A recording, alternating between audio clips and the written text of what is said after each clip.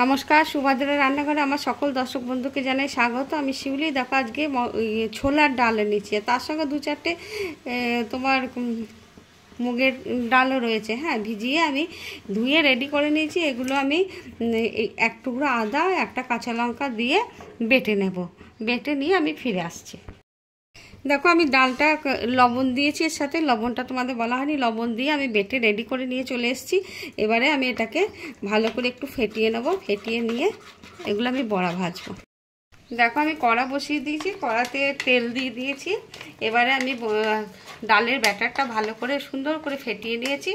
ফেটিয়ে আমি এবারে বড়াগুলো ভাজবো। আমি হাতে করে করে দিই।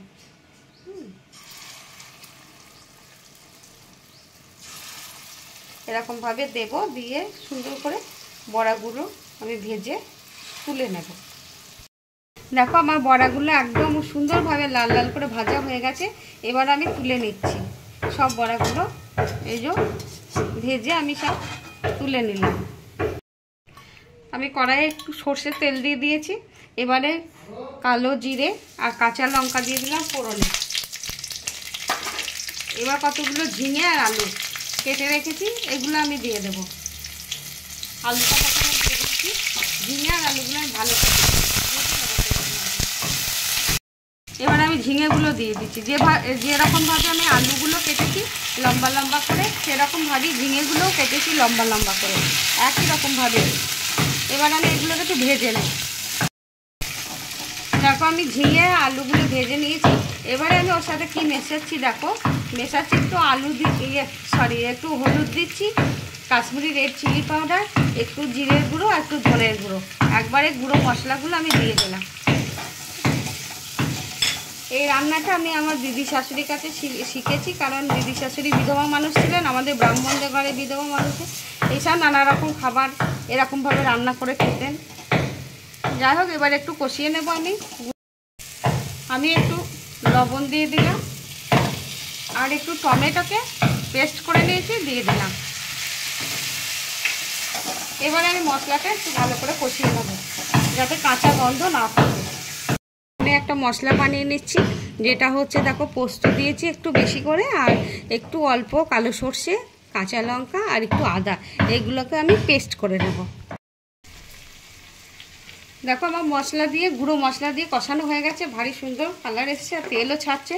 এবারে আমি যে আদা আর সর্ষে আর পোস্ত বাটলাম কাঁচা লঙ্কা দিয়ে, এটা আমি দিয়ে দিচ্ছি। এইটা দিয়ে এবার একটু আমি নেড়ে চেড়ে নেব। ধুয়ে মিক্সির জারটা ধুয়ে জল দিয়ে দেবো একটু। দেখো এটা দিয়েও কষানো হয়ে গেছে, তেল ছাড়ছে। আদা বাটা, পোস্ত, সর্ষে।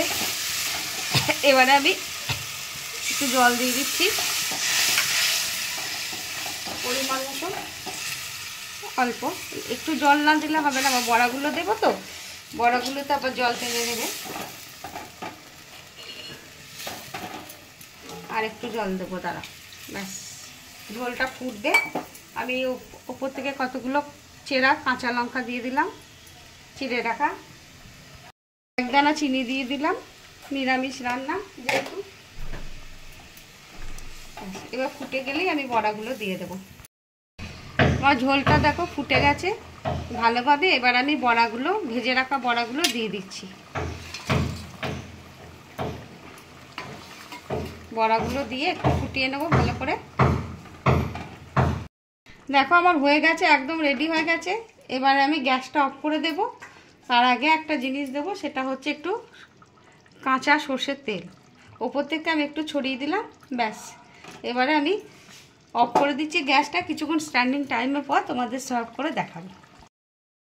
আমার সম্পূর্ণ নিরামিষ ঝিঙে আলু আর বড়ার তরকারি রেডি, ছোলার ডালের বড়ার তরকারি রেডি, এবং সার্ভ করে দিয়েছি। তোমরা এভাবে অবশ্যই অবশ্যই বানাবে, বানিয়ে খাবে, খেয়ে আমাকে কমেন্ট করে জানাবে তোমাদের কেমন লেগেছে। পুরোনো দিনের একটা হারিয়ে যাওয়া রান্না।